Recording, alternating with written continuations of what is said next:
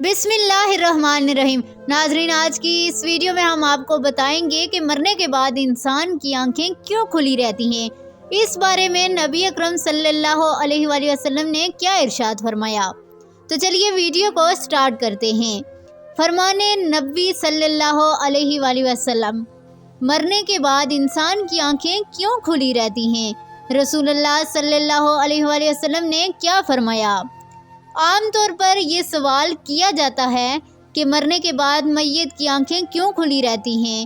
Science اس کا جو بھی جواب دے، لیکن ایک مسلمان کے لیے اس سے بڑا حکمت افروز جواب کیا ہو سکتا ہے جو آقائے دو جہان صلی اللہ علیہ وآلہ وسلم نے دیا تھا، اور اس راز لافانی سے آگاہ فرما دیا تھا کہ جب کوئی فوت ہوتا ہے تو اس کی آنکھیں ایک ایسا منظر دیکھ رہی ہوتی ہیں جو زندوں کو نظر نہیں آتا۔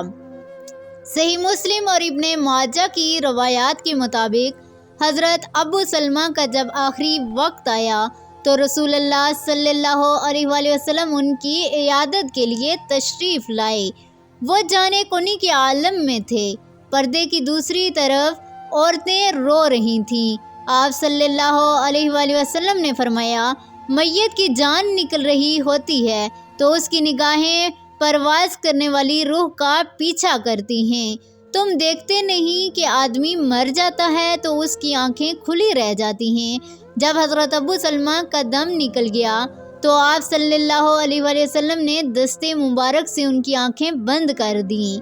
آپ صلی اللہ علیہ وآلہ وسلم نے عورتوں کو تلقین کی کہ میت پر بین کرتے ہوئے اپنے لیے بد دعا نہیں بلکہ بلائی کی دعائیں ہی مانگیں، کیونکہ فرشتے میت اور اس کے اہل خانہ کی دعا یا بد دعا پر آمین کہتے ہیں۔